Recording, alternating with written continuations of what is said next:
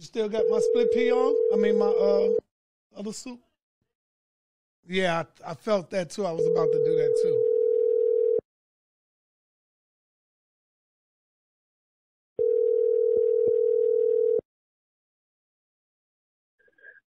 I want to say peace and Israelite power. All right, man. Peace and black power to my brother, High Priest Danyaahla in the building. How you doing, my brother?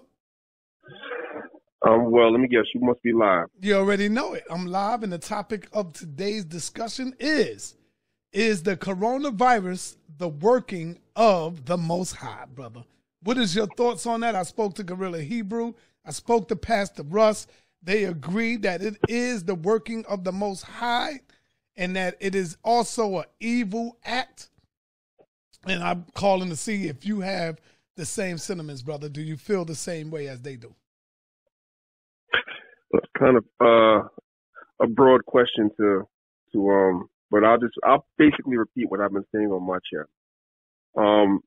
This is what I personally believe. I believe whether it's a plague directly from the Most High or whether it's man-made, as some people speculate, either way it's from the Most High because the Most High made man.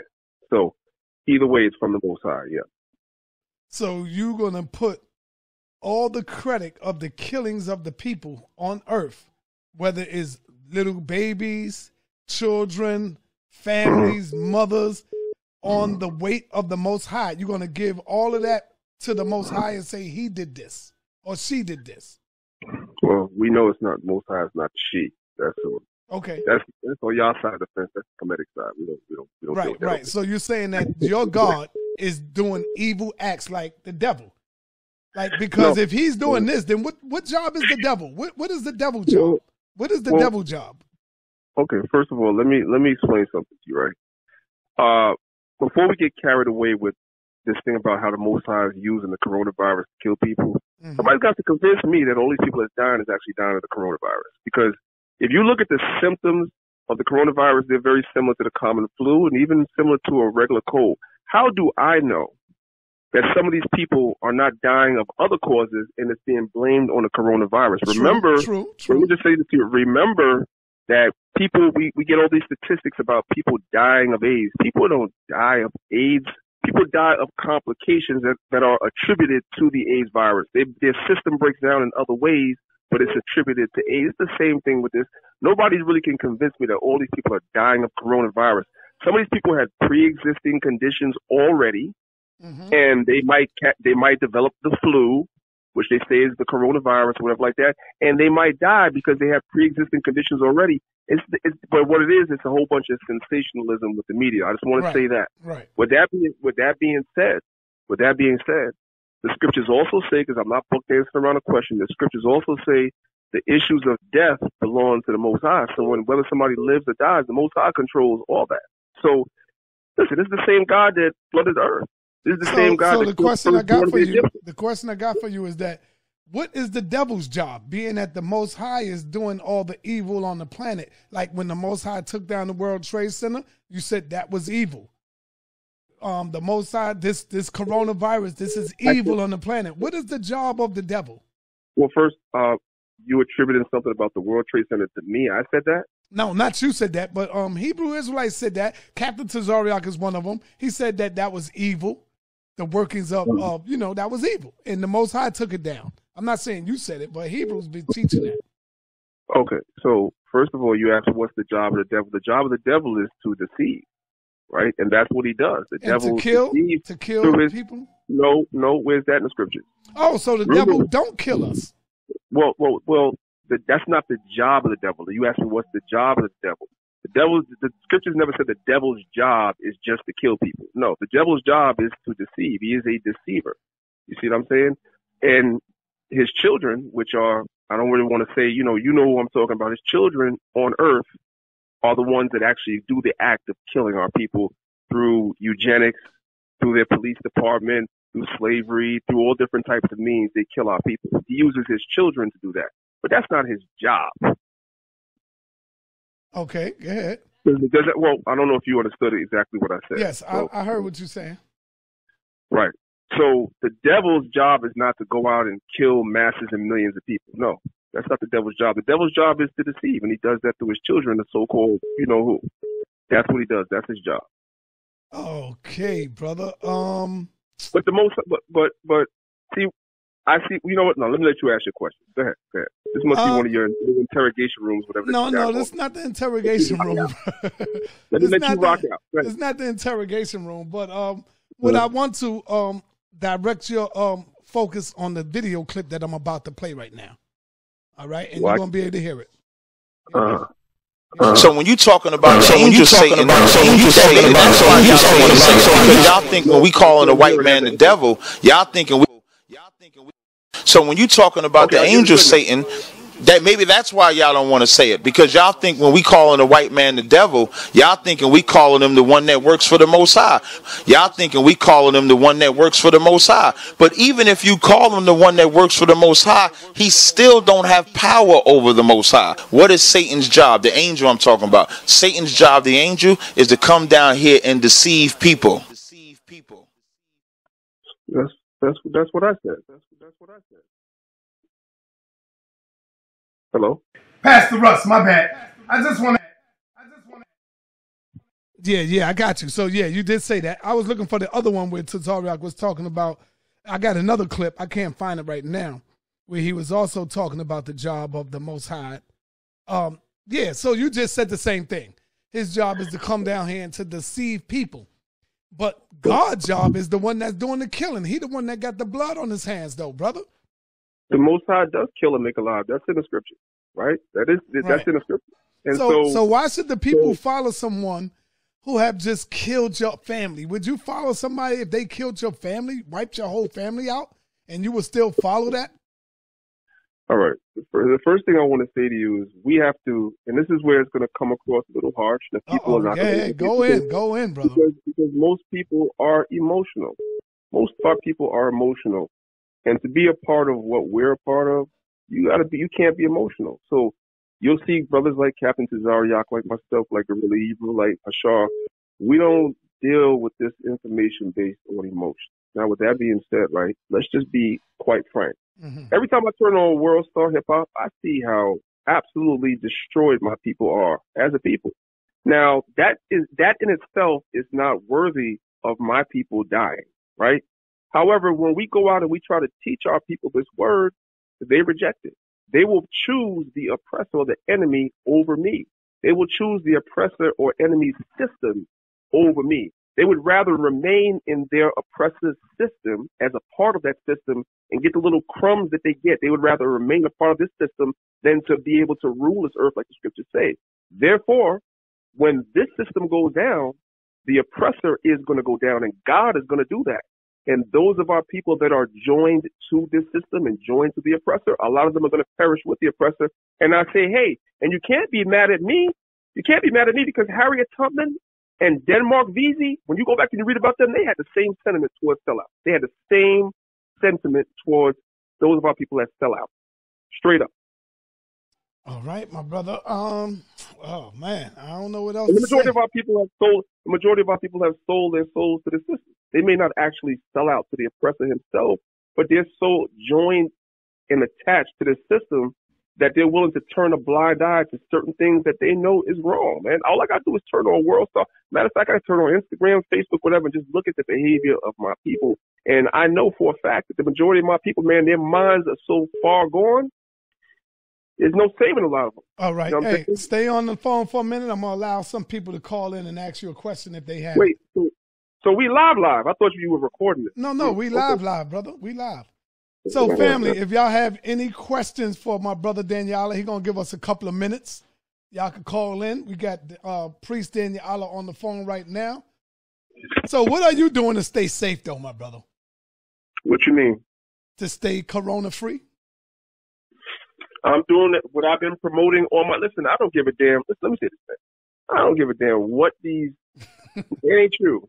I don't give a damn what these other, I'm gonna be nice and I'm gonna call them conscious community people on the other side are saying about the immune system, you absolutely can boost and strengthen your immune systems. But that's something I've always done. I've always promoted. All you got to do is look at my channel. You know that. Mm-hmm. I've been promoting that for years, right?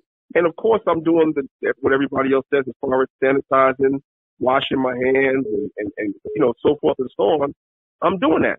But one of the brothers from Sakari said, and one of the brothers from Sakari said, if you get the virus, you should be happy because it's coming from the Most High. So you should be happy if you get it, because you don't want to be here on this earth anyway. So why wash your hands, Danyaahla?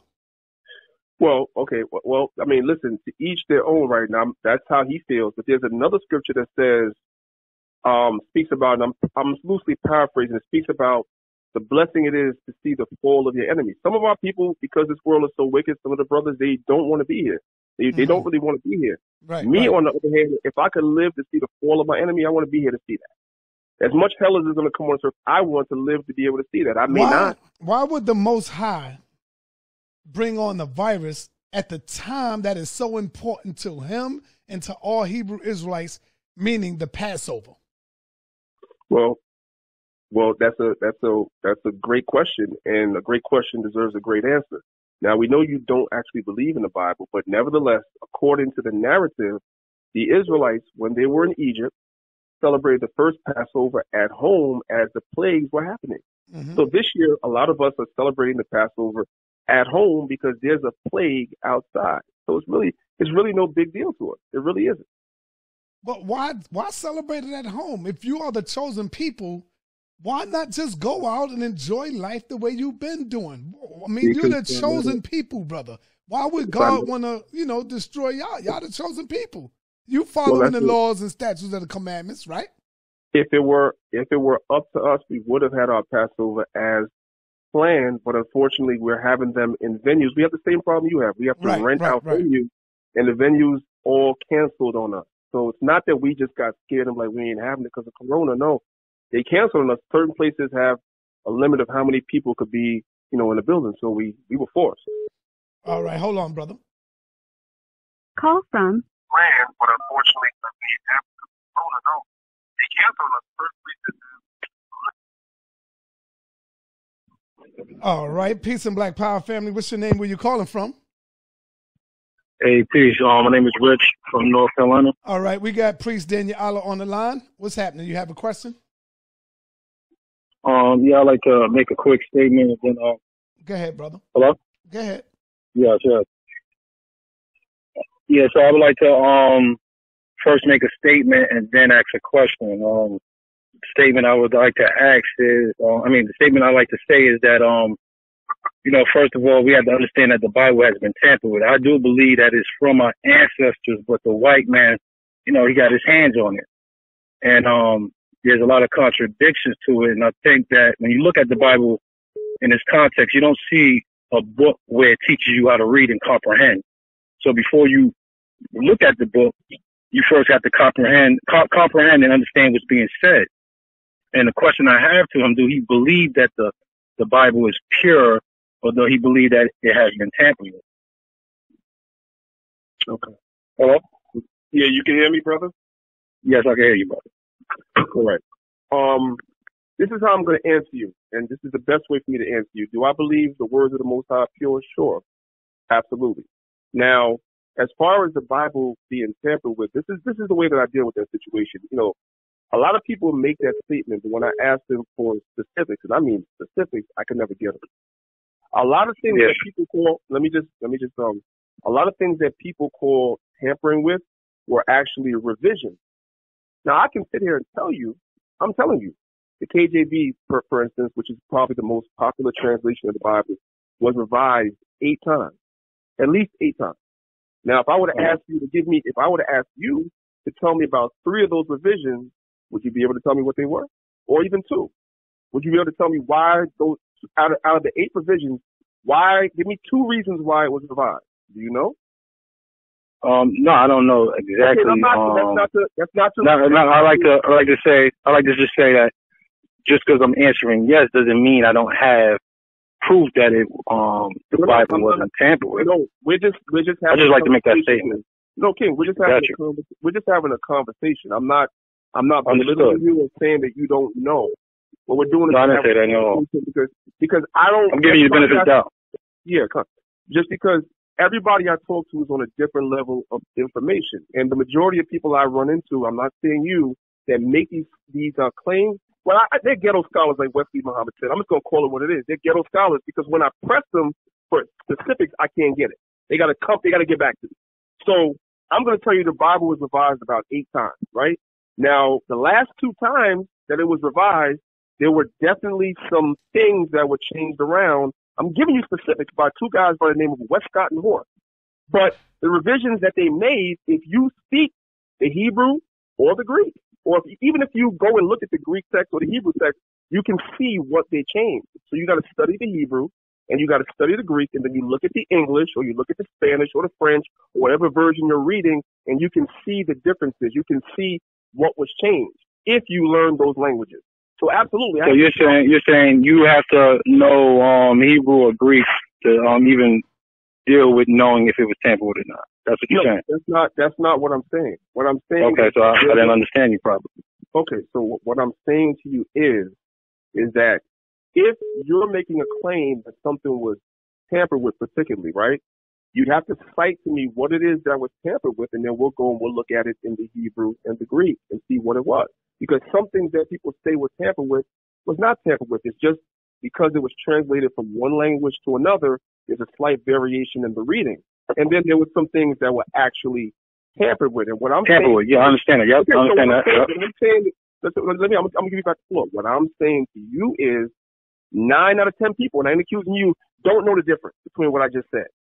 And so I know exactly what you're saying. If you can give me specifics about what you're talking about, then we can go and we can look at that and we can see whether it is just a variation in the reading between the Hebrew and the Greek and the English, or whether it's actually something being tampered with. I'm going to tell you, Westcott and Hort absolutely did things to the Bible. They added words like Easter. That wasn't in the original. They also did things like when you read Psalms, the 2nd chapter, when it says kiss the son, S-O-N, it should say S-O-N, but in the English it says S-U-N. So absolutely they went in and they did certain things, which is why most Hebrew Israelites will promote for you to go back and learn the Hebrew or the Greek as much as you can so you can get a purer reading of the text and reading it in English. However, and I'm going to say this and I'm going to give you back the floor. You can have the final word. I'm going to say this, though. The majority, I don't discard the English translations. Absolutely not. Why don't I discard the English translations? Because the English translations was sufficient to wake 99% of Israelites up. 99% of Israelites did not come into this way of life speaking no damn Hebrew. You were reading English translations, and so was I. And it was sufficient for me to wake up to my nationality and my heritage. And now that I have, now I take it to the next level and study the more ancient text. And I'm going to give you the last word. Go ahead. Yeah, so, as far as that, the Bible being tampered with, and you talking about there's some things that was added on, like words, and also there was some accidental errors, is what you're saying, right? Well, I didn't mention that, but that's absolutely true. Some purpose, some things that was done intentionally, right? Well, like I said, there were certain words that were changed. See, we got to be more specific. What I don't want to do, right? What I don't want to do is I don't want to just speak in broad terms. If you could ask me what you think I'm assume, I'm not. I'm just like you asked me a question, and I wanted to you asked me a question and you stated something. So, and I just wanted to make sure that my yes was being more addressed of what I actually, that I do have information that it has been tampered with. I might not have the information that you asked me, do I have, or read the things that you are referring to. So can you just... Even in the English translations, as far as the King James goes, you see contradictions where, like a good one would be Paul on the road to Damascus, and that would be Acts 9 and 7. Mm-hmm. And Acts 9 verse 7 and Acts 22 verse 6 through 9. Those two have different different readings on it, you know, as far as whether they heard at one time the people that was following Paul, or did they see at one time with the light and stuff like that. Right. But now, I really want to say I agree with Sarnetta on the part where if things are not fully understood or interpreted, you know, like people talk about God, the devil, you know, or God is causing this to happen. The lack of understanding of what is really being said can mislead people to do foolish things, and religion has definitely led people astray. You know, you got cult groups, and you know, I mean, you to the Hebrews, to the church, to Islam, and they have a characteristic that lead people just to follow and have blind faith, even though they say look at it yourself. So it's real important for people to be able to decipher and be grown enough to discern truth from falsehood. You know what I'm saying? Right. And if we recognize that the Bible has been tampered with, then we can get the pros and the cons in it. You know, the pros and the cons. As far as devil and God is concerned, sometimes devil could be referring to a man in the Bible. Sometimes it could be referring to an energy or spirit, or you know what I mean. So many people have different interpretations that lead people astray. You know, matter of fact, this is the last thing I'm gonna say. Abraham making a sacrifice to God, you know, using his son Isaac.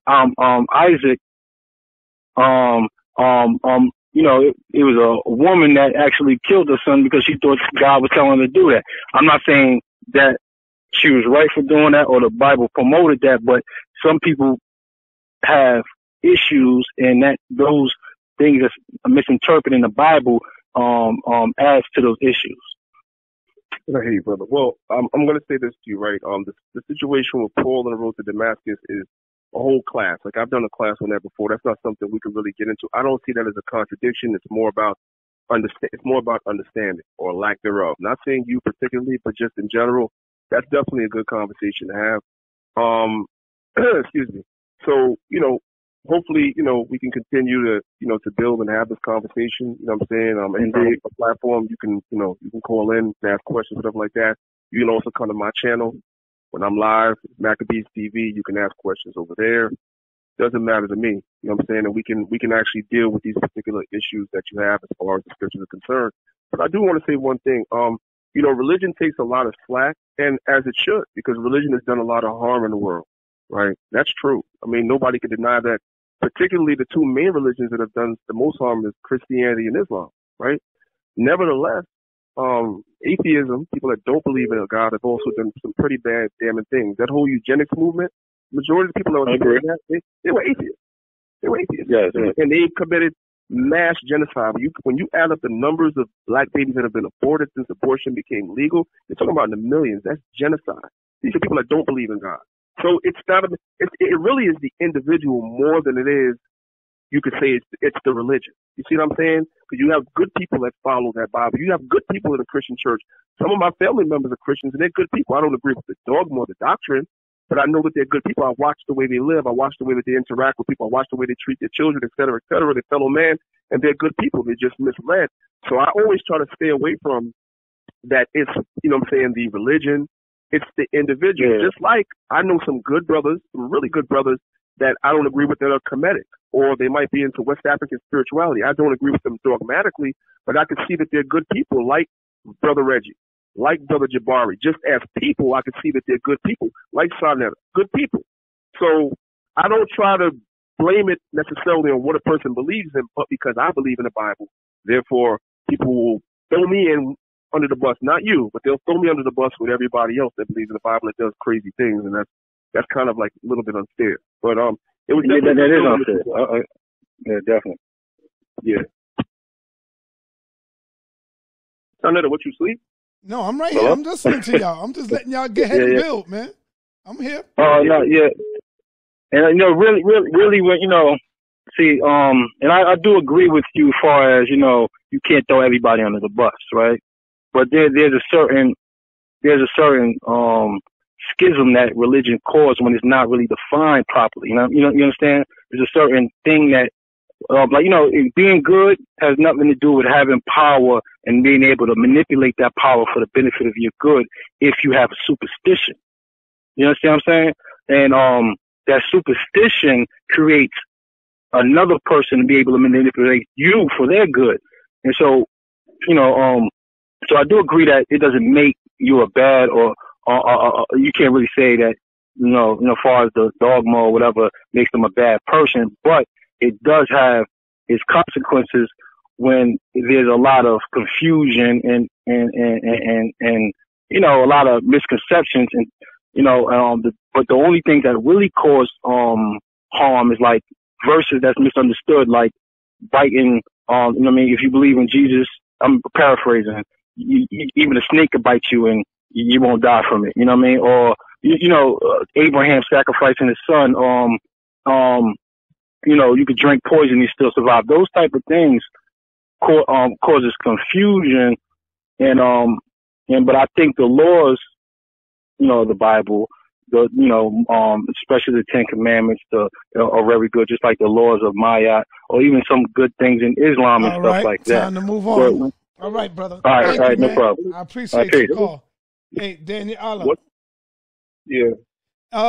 Yeah, man. I see what y'all talking about, but brother, how can you not say that the Bible have been tampered with when it's not even speaking, when when it have lost its mother tongue? It's not even in its original language. So that right there, Danyaahla, you smarter than that, brother. You got to know that the Bible have been tampered with. If I give you something 2,000 years ago in a whole total different language, and I come along today's time, and it's all translated in another language, you know the Bible been tampered with, brother. You know the Bible have been corrupted. Because what's the first thing we do? When we say something in the Bible, what do y'all do? Y'all say, oh, no, that's not true. You got to read it in the Hebrew, because the Hebrew says this and the Hebrew says that. So that there is telling you that it's been tampered with, Danyaahla. Come on, brother. No. That's what I'm talking about. That's what I'm talking about. No. What you mean, no? Let me I'm going to explain to you. Go ahead. Okay. All right. You do know, well, maybe you don't know. Maybe the people listening do or they don't know. Hebrew is a concrete language and English is an abstract language. There's a difference, right? The same way, even the Medu Neter itself is a concrete language and English is abstract. When you translate, well, first of all, before you translate, you have to transliterate. Then you translate. So when you transliterate and then translate concrete languages into an abstract language, you're going to lose some of the thought. Let me give you an example, Sonetta. You always tell people you're Dominican, right? You always say that your father's Dominican. No, I don't always tell people that. I'm sorry I ever did that. Okay, don't worry about it. You still see Israelites, we still accept you. I don't know about everybody, we still accept you. Watch this. Let me show you something. I'm gonna give you something easy to show you when you go from one language to another what happens, right? So in Spanish you would say yo tengo hambre. Yo tengo hambre. Let's break that down. Literally. In Spanish, yo is I, tengo is have, and hambre is hungry. So you're saying I have hungry. Does that make sense? Nope. No. So when you translate it into English, you got to take the word have out and you got to put the word am in for it to make sense to me. And that's what they did to the Bible. Okay. You did that. Not only the Bible, right? But that's what they did to the Bible, right? No, I ain't talking about the Quran. No, listen, brother. But that's Quran, what they did to the Bible. I don't care. Everything. I don't care about the Quran or the Medu Neter at this time. I'm trying to show you something. Go ahead, brother. I'm trying to show you something. You gotta let me finish my thought. I know you just want to focus on the Bible, but I'm showing you even Spanish and English are related, and even though those languages are related, when you translate it from one to another, you got to make some adjustments for it to make sense. Even related languages, much like Hebrew and Greek, that's not as related to the English language. So of course, when you read it in English, it's not going to have the same potency or power, or they're going to have to make some adjustments for it to make sense in English. But you have to know languages. What you just did, let me just say this last sentence. You have to know languages to say that. Because I'm going to say this, I'm going to end it with this. If you take issue with what I'm saying concerning the Bible, that's fine. But I'm telling you, that same rule applies to your metanoia in the Quran too in English. Same thing. You have the same problem. Okay. That's why Asar and everybody else will tell you, don't read the metanoia in English. You got to read it in the metal. You got to read it in the hieroglyphs for the same reason. I agree. But see, what you just explained and demonstrated was you was bear witness to what I said. The Bible have been tampered with. Yes, it is, brother. Because if it's not, stop, brother, for 1 minute. Why is there a Torah? Is the Torah in the Bible the same thing? Is it saying the same thing? Yes or no? Is the Torah in the Bible saying the same thing? Yes. Torah is a portion of the Bible. Right. The Torah is one portion of the Bible. Exactly. So if you read a paragraph that's in the Bible, that's in the Torah, is it saying the same thing? No, that question is a little disjointed, son. I'm sorry. I don't so that's disjointed. Okay. You know as well as I know that the Bible have been tampered with, because when we use words in the Bible, they will say, no, brother, you got to understand what it means in the Hebrew. And so the Hebrew is saying something totally different. For example, let me give you an example. Not totally different. All right, let me give you an example. Not totally.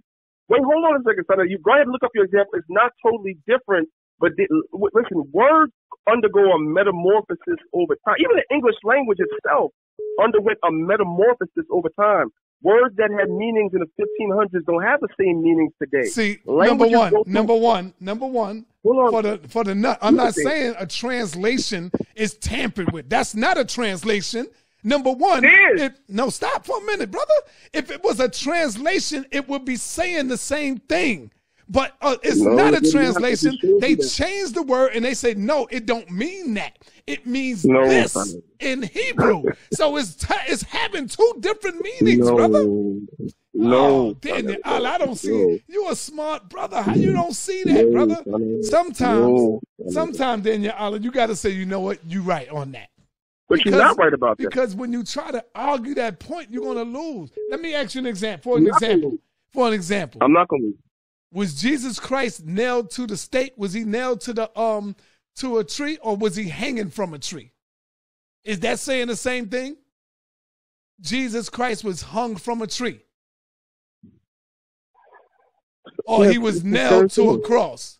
Is it saying? If you nail something, can I ask you a question? If you nail something up on your wall, is it not hanging there? So it's the same thing. No, it's you not. Nail someone, yes. It's not the same thing, brother. It is the same thing. It's the same thing. All right, brother. The same thing. I'm gonna let you get by on that, brother. I'll give you credit, son. You've been, hey man, the coronavirus. I see you trying to keep your people, entertained. Whatever the coronavirus is going on, so you're trying to get back us on the Hebrews. But we good.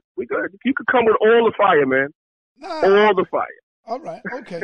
Okay. What was that? Which one of the brothers in the Bible? I forgot the chapter. You know my memory ain't that good, but I got it in my files, where he was hung from a tree, and the tree branch broke, and he fell, and his guts blasted out. Which one was that?